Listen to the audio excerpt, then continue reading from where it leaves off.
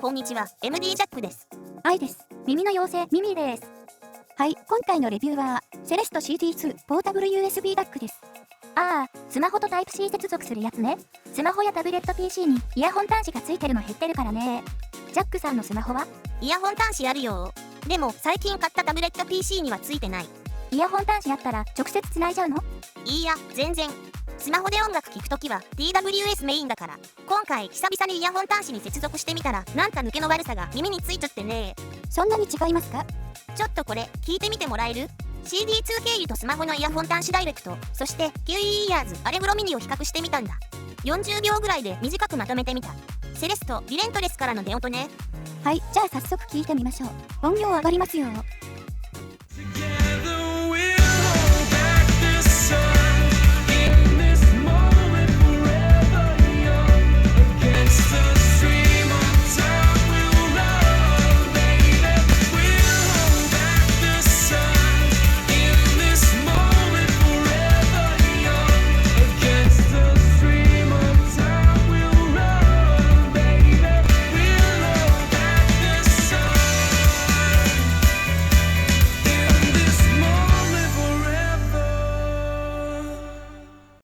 なんかかなり違いましたね。音調整は特にしてないんですか？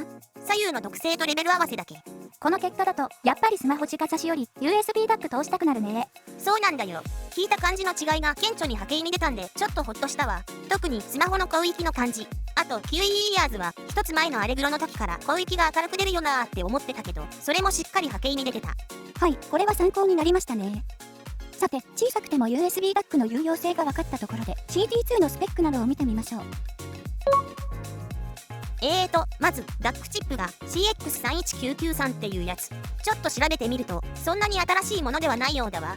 このチップを搭載している USB ダックはこういう形状のものが結構出てきた。やっぱポータブルなんだね。SNR が最大 124dB と 111dB のダイナミックレンジっていうのは？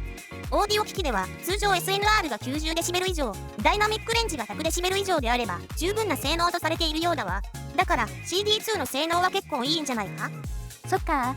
PCM デコードの性能は十分ですか？個人的には普段 24bit96kHz 以上ではほとんど聞かないから 32bit384kHz までデコードできればポータブルとしては十分じゃない？メインボードはセレストさんが再設計したものなんだ。詳しいことはよくわかんないけどこだわりは伝わってくるね。これ5000円以上するのかと思ってたんだけど3000円台で買えるんだよ。価格が発表になる前から聞いてたからちょっと意外だった。音質がいいと思ったからですか？そうだね。そこは後で触れるよ。あとご覧の通りカラバリは2カラーだよ。次はパワーアンプチップだね。MAX97220 を搭載。パワーは十分。試しにヘッドホンシブナ P2 Pro を鳴らしてみた。音量は結構しっかり取れてたけど全体的に重みが少し足りなかったな。EPG TP35 とか QE イヤーズアレグロプロと聞き比べてみたけど音の厚みで差がついた感じ。でも今比較したモデルは価格が倍以上違いますよね。そうなんだよ。TP35 とアレグロプロは FIO K11 に似た傾向のなり方、 CD2 はアレグロミニに似た傾向。やっぱり同価格帯で比較しないと不利になっちゃうね。そりゃそうだ。32オームのインピーダンスで出力 60mW っていうのはどの程度なの？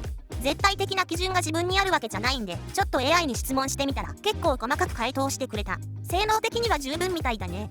ただ搭載チップによって音質変化はあって、それはヘッドフォン鳴らしてみてよく分かった。3000円台という価格を考慮すると十分だと思ったね。なるほど、了解。あと CD2 には 3.5mm、4.4mm のジャックがあるけど 4.4mm はバランス接続にはならないんだよね。そう、3000円台という価格帯だからね。でも 4.4mm で揃えたケーブルをそのまま使えるのが助かる。注意点は画像の通り両方を同時に刺さないようにってこと。その他の特徴は何だったっけ？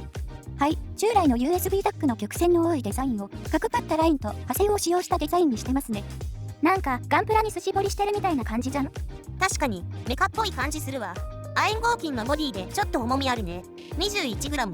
あと稼働中にほとんど発熱しませんでしたよね。そうだね。熱くなったって感覚はなかったな。いろんな OS に対応しててドライバーも不要だから音楽、映画、ゲームなど幅広く使えるよ。あ、そうだったわ。ミミーちゃんフォローありがとう。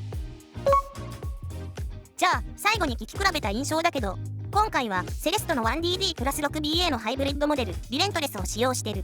1DD モデルやプレイナーモデルより違いが分かりやすかったのがその理由。冒頭で聞いてもらった通り、DAC によって音の違いがあるのは把握してもらえたと思うけど、一応言語化しておくと、同価格帯のアレグロミニは明るさでは勝るが、空間表現はやや平面的な傾向。一方 CD2 には奥行き感があって、バランスにも癖らしい癖は感じなかった。